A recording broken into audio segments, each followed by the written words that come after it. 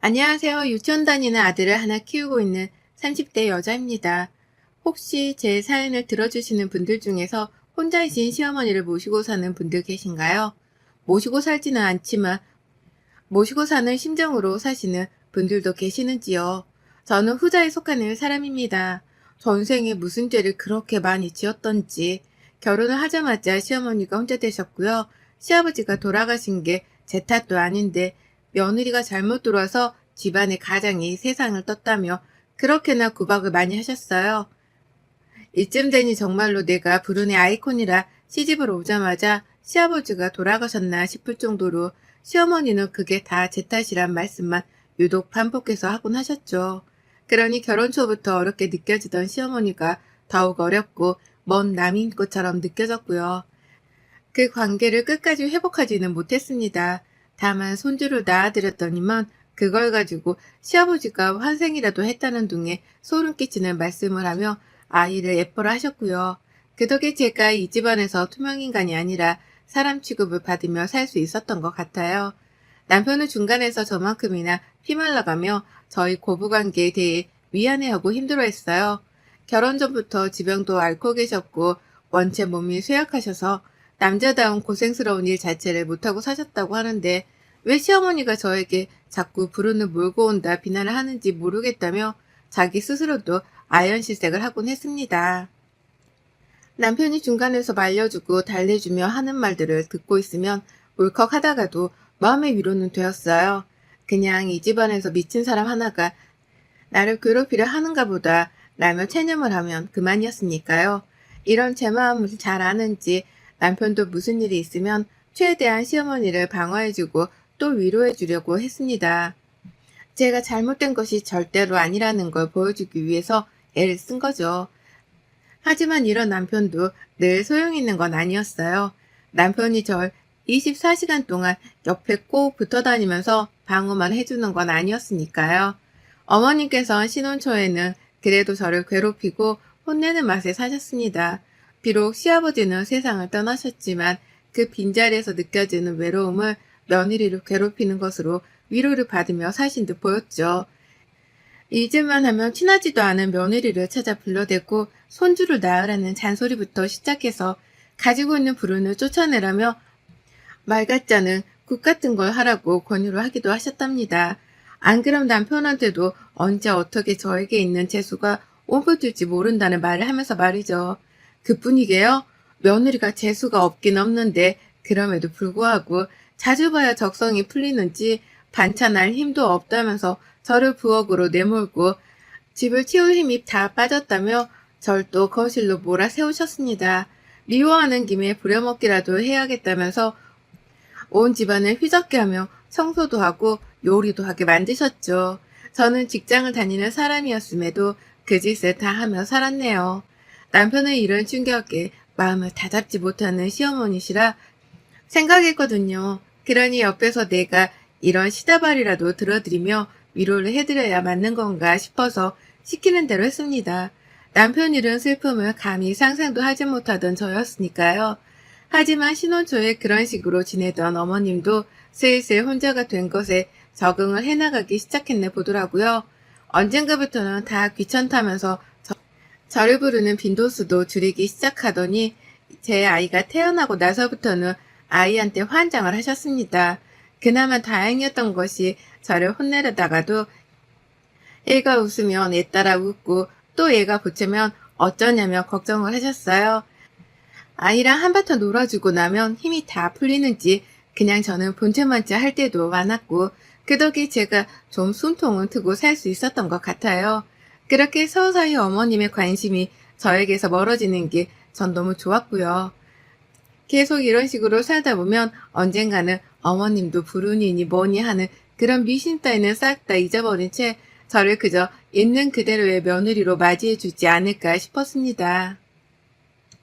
소원까지는 아니었지만 어머님이 살아계시는 동안 그런 정다운 모습을 한 번쯤은 아이한테 보여주고도 싶었어요. 하지만 서서히 괜찮아질 것이라고 믿었던 저희 사이는 예상치도 못한 방향으로 틀어져 가기 시작했어요. 아마 시작은 코로나 도중이었던 걸로 기억합니다. 그냥 문득 한 번씩 어머님이 이런 말을 하더라고요. 아유, 외로워. 라고 말이죠. 그냥 정말 뜬금없이 아이랑 놀아주다가도 외롭단 소리를 뱉어내듯 툭 던져내셨고요. 밥을 먹다가도 김치를 찬찬히 살펴보다가도 외롭단 말을 꺼내셨습니다. 정말 잊을만 하면 사람 신경 쓰이게 말이죠. 그런데 또 웃긴 건 이런 얘기를 저희 남편 앞에서는 단 한마디도 꺼내질 않으셨다는 거예요. 남편이 제 옆에 있다거나 다 같이 시댁에 모인 날에는 절대로 외롭단 말을 입 밖으로 꺼내지도 않으셨습니다. 그러다가도 남편이 잠시 자리를 비운다거나 애초에 저랑 아이랑 단 셋이서만 집에서 만나게 된 날에는 참 희한한 타이밍에 아유 외로워 라고 신세한탄을 하듯이 말을 뱉어내셨어요. 제가 어쩌라고를 시전해야 하는 상황인 것만 같게 말이죠. 그렇다 보니 저도 슬슬 눈치를 챘습니다.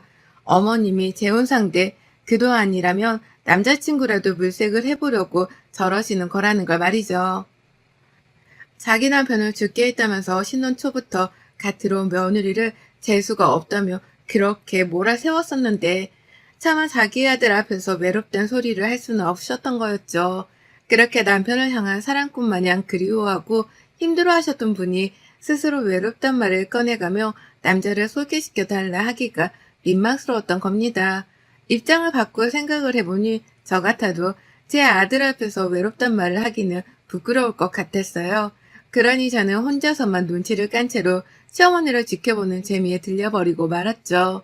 불운의 아이콘이 며느리한테서 뭘 믿고 외롭단 말을 꺼내실까 싶어 희한하다 싶으면서도 얼마나 외로우면 나한테 남자를 소개시켜 달란 듯 저를 외롭다는 어필을 하실까 싶어 우프기도 했습니다. 여러 복잡한 감정이 들었지만 일단 제가 할 수 있는 걸 하기로 했어요. 가만히 있기로 한 겁니다.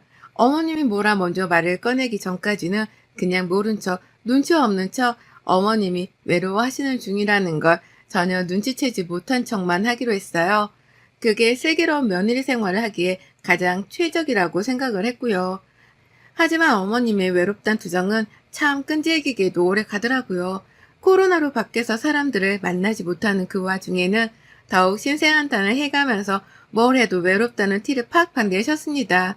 여전히 밥을 먹다가도 외롭다는 말씀을 하셨고 여전히 아이랑 놀며 신나라 하다가도 뜬금없이 외롭다는 표정을 지으면서 분위기를 잡으셨죠. 한 번은 외롭다는 게 사람을 못 만나 외로운 건지 아니면 시아버지의 빈자리가 느껴져서 외롭다는 건지에 대해서 정확히 물어보기도 했었습니다. 하지만 어머님은 왜 그걸 스스로 알아주지 못하냐는 표정으로 기분 나빠라 하면서 입을 다물기만 하셨어요. 그러니 전 더 말하고 싶지 않은가 보다 싶어서 똑같이 입을 다물었고요. 제가 나서봤자 할 수 있는 일도 없고 무엇보다 어머님 같은 성격의 여자분을 제가 아는 그 어떤 지인분들께 소개해주고 싶지도 않았습니다. 또 누구 집안에 들어가서 누구한테 저 성질머리를 보이며 힘들게 할까 싶은 마음에 절대로 내가 아는 사람들에게는 소개해주지 않겠다 다짐을 했었죠. 그래서 어머님이 아무리 외롭다 하더라도 모른 척 하기를 반복했고 그게 또 되풀이가 되니 어머님도 슬슬 짜증을 보여가기 시작하셨어요. 제때 말귀를 못 알아듣는다는 걸 어떻게든 화풀이 해보려고 괜히 아유 라며 아유의 한숨을 쉬기도 하셨고 속 터져 라고 하면서 혼자 방 안에 들어가 허공에 대고 승질머리를 보이기도 하셨답니다. 그런 어머님을 보며 전 그저 웃을 수밖에 없었고요. 이렇게 제가 나름 어머님의 외로움과 저 사이에서의 아슬아슬한 줄다리기를 잘 버텨오고 있었습니다. 그러고 있다고 생각을 하던 참이었어요. 그런데 어머님이 그만 자신의 외로움에 머리가 터져버린 건지 안 해도 될 진상짓을 펼쳐 보이고야 마셨답니다. 그것도 사적인 자리에서가 아닌 저희 삼촌의 재혼식 자리에서 말입니다. 사실 저희 삼촌은 환갑도 넘으셨고 결혼 한번 해보신 이력도 있어서 재혼이라는 것 자체가 너무 거창하긴 했습니다. 그래서 온 가족들이 뜯어 말리기까지 했네요. 코로나로 가뜩이나 결혼식장 가는 게 부담스러울 수 있는데 굳이 재혼식까지 오만 사람들을 다 불러 해야겠냐면서 온 식구들이 말렸죠. 하지만 삼촌의 입장도 충분히 이해가 갔던지라 재혼식은 결국 열리게 되었답니다. 삼촌이 늦은 나이에 재혼을 하게 된 숙모는 무려 일전에 결혼을 한 번도 해보지 않으신 분이셨거든요.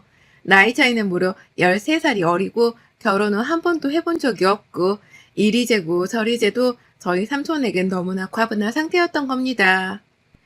그래서 모든 걸 숙모의 뜻에 맞춰서 결혼식을 열게 되었고 저희 가족들도 초대를 받았어요.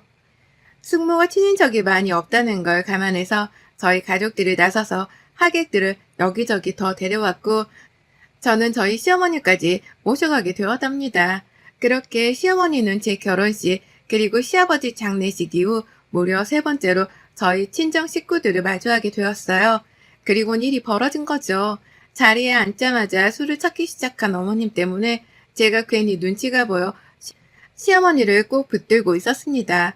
혹시라도 여기서 외롭던 그 말을 할 거라고는 상상도 하지 못한 채 술만 마시면 시아버지를 찾으며 곡소리를 내는 시어머니를 미리 막아보고자 제 딴에 예의주시를 한 것이었죠.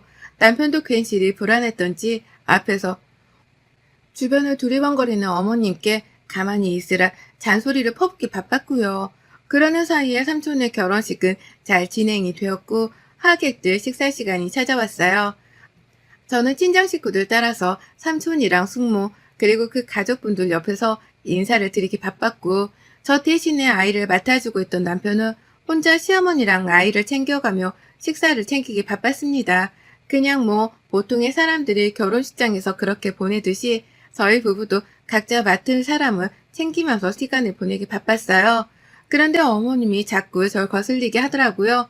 그냥 아이가 잘 있나 싶어서 내 아이랑 남편을 두리번거리면서 찾다 보니 꼭 시어머니가 남자 앞에 서서는 술을 권하는 건지 아님 얘기를 좀 해보자고 부르는 건지 손을 건네는 장면들이 포착되었습니다. 그것도 매번 다른 남자 앞에 서서 말이죠. 그 중에는 저희 막내 삼촌, 그러니까 저희 아버지의 막내 동생인 분도 계셨고 누군지 뒤늦게 알기는 했으나 결혼하는 숙모의 친정 아버지도 계셨답니다. 사돈 어른께서 사별을 하고 혼자 지내고 계셨더라고요. 그걸 시어머니가 혼주석이 빈 걸 알고는 귀신같이 알아챈 건지 이미 다가가 대화를 나눠보고 계셨고요. 아 진짜 자꾸만 왜 저렇게 내 시선을 거슬리게 하는 건가 싶어서 여러 번 신경이 쓰이고 불안해서 눈길이 갈 수밖에 없는 와중이었습니다. 그러다 정말 잠깐 한눈을 판 것 같은데요. 뒤에서 아 진짜 이 할망구 왜 이래 아까부터? 라는 치떠는 남자의 목소리가 그 안에서 메어리쳤어요. 본능적으로 뒤를 돌아봤고 설마 하는 마음에 시어머니를 찾으려는데 소리나는 진원지에 저희 시어머니가 떡하니 서 계신 거예요. 어머님을 향해서 할망구라고 남자가 소리를 친 게 분명히 보였습니다. 그러니 저도 그렇고 남편도 그렇고 본능적으로 어머니께 달려갔죠. 사람들의 시선은 모두 하나같이 저희 어머님과 저희한테 쏠렸어요. 이 상황을 빨리 모면하는 것만이 남의 결혼식장에서 민폐를 부리지 않는 거라는 걸 저도 너무 잘 알았습니다. 그래서 남편이 어머님을 끌고 나가라는 걸 뒤에서 보채고 도와주면서 같이 어머님의 등을 떠밀어 나가려고 하는데 어디선가 차가운 무언의 액체가 제 팔을 감싸네요. 순간 뒤에서 누가 나한테 침이라도 뱉은 건가 싶어서 정신을 차리려는데 자세히 보니 액체가 노란 것이 맥주더라고요. 저희 엄마 또래의 여성분께서 시어머니께로 마시고 있던 맥주병을 들고 와서는 그 안에 든 맥주를 뿌리신 겁니다. 그 바람에 시어머니는 맥주에 홀딱 젖으셨고 저는 그 옆에서 얻어 젖어버린 것이었죠. 그리고 전 그런 상황에서조차 아무에게도 화를 낼 수 없었습니다. 맥주를 뿌린 그 당사자의 얼굴을 되려 자세히 보니 그건 바로 제가 어릴 적부터 자주 왕래하면서 지내던 저희 친정아버지의 절친인 삼촌의 와이프셨어요. 아저씨가 저희 아버지랑 친하게 지내시는 만큼 저희 삼촌이랑도 친하게 지내셨던 바람에 이 결혼식에도 초대를 받으셨거든요. 아줌마도 같이 찾아오셨고 두 분이서 같이 결혼식을 즐기면서 방금 전까지도 저랑 수다를 떨며 즐겁게 인사를 나눴습니다. 그런데 한순간에 아줌마는 빡이 치다 못해 바람난 남편 잡으러 온 것 마냥 눈가를 뒤집은 채 화를 내고 계셨고 아저씨도 화가 나 있는 상태에서 저희 시어머님만 싱글벙글하고 계셨죠. 그리고 어머님은 이미 술 몇 잔을 마신 건지 맥주를 뿌린 아줌마한테 이렇게 말씀하셨어요. 참나, 나한테 지서방 뺏길까봐 쫄았냐? 쫄았어? 딴편 가서 차려라. 내가 확 낚아채버리기 전에. 라고 말이죠. 경악을 금치 못한 남편이 아예 시어머니를 끌고 갈 작정으로 힘을 써서 시어머니를 끌고 나가려고 했습니다. 저는 뒤에서 어머님 여기가 어디라고 술주정을 조용히 하세요? 라고 하면서 어머님께 안간힘을 써가며 소리를 질렀죠. 이렇게라도 술 때문이라고 말을 하며 아저씨랑 아줌마 그리고 숙모랑 삼촌이 조금은 어머님을 용서해 줄 줄 알았습니다. 하지만 어머님은 그 주둥아리를 다물지 않으셨어요. 야, 나 서방 찾으려고 여기 왔는데 네가 뭔데 조용히 하라 말아야? 이게 확 그렇게 외롭다고 노래를 불러도 듣는 척도 안 하더니 내가 내 손으로 내 서방 찾겠다고 하니 이제 와서 조용히 하라 하네? 아유 진짜 우리 방금 전까지 서로 눈빛 교환하며 좋다고 웃었다고 방금 전까지 나한테 판은 넘어왔었다고 라고 하면서 오히려 그 상황을 더욱 악화시켜버리고 마셨죠. 그 말에 아줌마는 아저씨가 시어머니랑 눈빛 교환도 한 걸로 모자라 웃어주기까지 했다고 생각을 하고는 더욱 불같이 화를 내며 그 자리에서 아저씨께 달려들었고요. 그 바람에 아저씨는 아니라고 하는데 오만 사람들이 다 지켜보고 있으니 창피하셨던지 괜히 스스로 찔려가며 어쩔 줄 몰라셨어요. 누가 봐도 명백하다는 걸 알았지만 긴장을 하셔서 그런지 오히려 수상해 보이기까지 했답니다. 그러냐 아줌마는 아저씨를 더 오해하고 아저씨는 억울한데 억울한 척을 못하고 시어머니는 눈치도 없이 자꾸 서방님을 찾겠다고 아우성이고 정말 이런 개판이 따로 없었답니다. 얼핏 보아하니 이 결혼식의 주인공이던 저희 숙모는 이미 울상이 되어서 저 뒤에서 멘붕에 빠진 채로 개판인 이 상황을 쳐다보고 계셨어요. 그러는 와중에 삼촌은 어떻게든 빨리 이 상황을 모면하겠다며 다가와 저희 시어머니를 내보내라 닥달을 하셨는데 그건 오히려 저희 시어머니께 도발을 하는 것이었습니다. 어머님은 내가 왜 나가? 나 꼬신 저 인간도 같이 데리고 나갈 거야. 라며 끝까지 아저씨를 잡으려 했고요. 결국 저희 친정아버지가 나서셨답니다. 사돈이라고 좀 봐주고 있으려 했던 저희 아버지는 더 이상 사돈이라고 봐줘선 안 되겠다 싶었던지 결국 칼을 빼드셨어요. 사돈! 라는 길고도 굵은 발성으로 소리를 질러버리고 마셨답니다.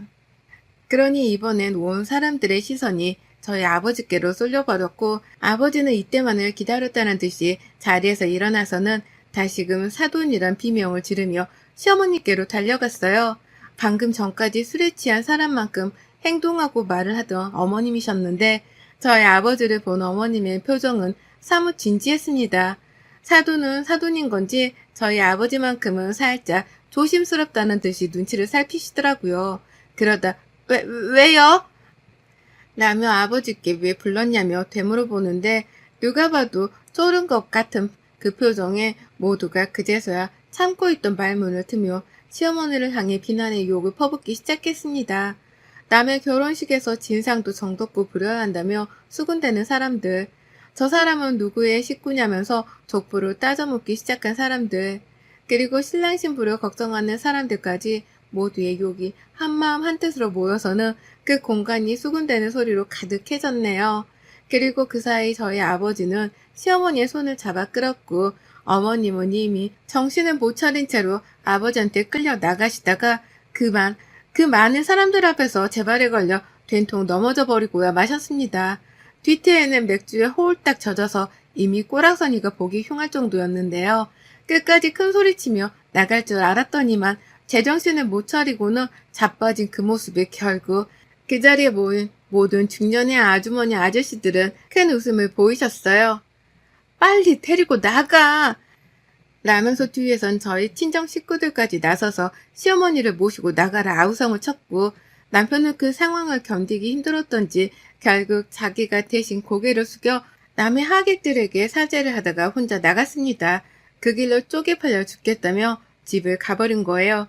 애를 데리고서 말이죠. 그러니 어째요. 저도 일단은 제 시어머니니까 데려온 제가 잘못이라는 생각에 죄송하다며 하객들에게 사죄를 했습니다. 숙모랑 삼촌한테는 거의 절을 하다시피 저희 어머님이 제정신이 아니에요. 라는 말로 한순간에 환자를 만들어버리는 발언을 던지며 사과를 했어요. 그리고는 뒤에서 자신의 아픈 사람 취급한다며 화를 내는 시어머니를 붙잡고 애 낳던 힘까지 끄집어내서는 어머님을 데리고 시장을 빠져나왔습니다. 정말 한 10년은 훌쩍 늙어버린 듯한 심정이었어요. 애고를 충분히 할 수 있었는데도 불구하고 이 사태를 막지 못했다는 죄책감에 저도 한동안은 정말 힘든 나날을 보냈답니다. 힘들게 결혼한 숙모한테 너무 큰 죄를 지은 것만 같아서 그것도 너무 죄송했고요. 다행히 숙모랑 삼촌이 저희 사정을 이해해 주시고 또 잊지 못할 해프닝이었다며 사과를 받아주셔서 망정이었지, 만약 그러지 않았다면 저는 평생 우리 가족들 얼굴도 못 본 채 살 뻔했습니다. 그렇게 생각을 하니 시어머니가 더 미웠어요. 그래서 전 그날 이후 시어머니의 얼굴은 쳐다도 안 보고 사는 중입니다. 만나봤자 외롭단 소리나 해대면서 어쩌라고를 시전할 만한 일이나 만드는 사람인데 더 만나봤자 내 정신건강에만 좋지 않다 싶었네요. 그리고 그날 결혼식장에서 오만 사람들의 야유와 원성을 들어가면서 제 손에 강제로 쫓겨나게 된 시어머니는 자기 서방 찾으려다가 망신만 당했던 것이 생각할수록 억울하고 분했던지 지금도 계속 저한테 연락을 시도하고 계십니다. 전화 좀 받으라면서 사정도 했다가 왜 안 받냐고 너도 나 무시하는 거냐며 화도 냈다가 혼자 이랬다 저랬다 정신 나간 사람처럼 연락을 해오고 계세요. 그날 있었던 일에 대해서 자신이 사과를 받아야겠다며 역정도 부리고 계시고요. 하지만 그걸 보고 가만히 있을 제가 아니죠. 여태 쫓겨난 걸 인지하지도 못하신 채 까분다면서 제가 오히려 남편에게 모든 걸 맡긴 채 철저히 무시하고 있답니다. 가뜩이나 외로워 죽겠다 말씀하시던 분이신데 가끔씩이라도 찾아가던 며느리랑 손주를 못 보게 되었으니 얼마나 처절하실지 안 봐도 뻔하네요. 지금 어머님께 할 수 있는 가장 최선의 복수는 어머님을 더욱 외롭게 만들어드리는 거라고 판단을 했습니다. 그래서 전 제 판단에 따라 어머님께는 찾아가지도 않고 말 걸어드리지도 않으며 더 외로우시라 떠밀 거예요. 그걸 느끼고 나면 어머님도 아시겠죠. 남의 결혼식장에서 자신이 얼마나 큰 민폐를 끼치다 왔는지에 대해서 말이죠. 이제 저는 외로워할 줄만 하고 남 생각은 못하는 어머님을 안 볼랍니다. 지긋지긋해서 제 손으로 먼저 털고 떠나랍니다. 여러분의 생각은 댓글로 남겨주세요. 오늘도 시청해주셔서 정말 감사합니다.